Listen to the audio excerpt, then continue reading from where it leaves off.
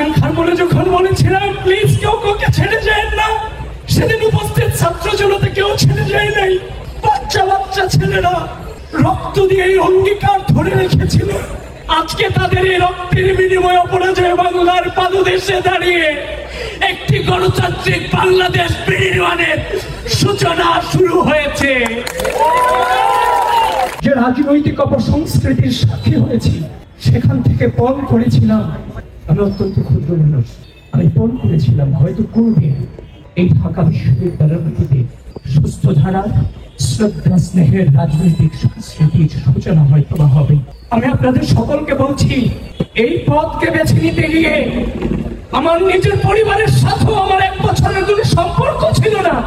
আমাদের জীবন থেকে জীবনের সামাজিক, রাজনৈতিক, অর্থনৈতিক, সাংস্কৃতিক, পারিবারিক সকল জীবনকে আমাদের থেকে কেড়ে নেওয়া হয়েছিল, কিন্তু আপোষ করিনি।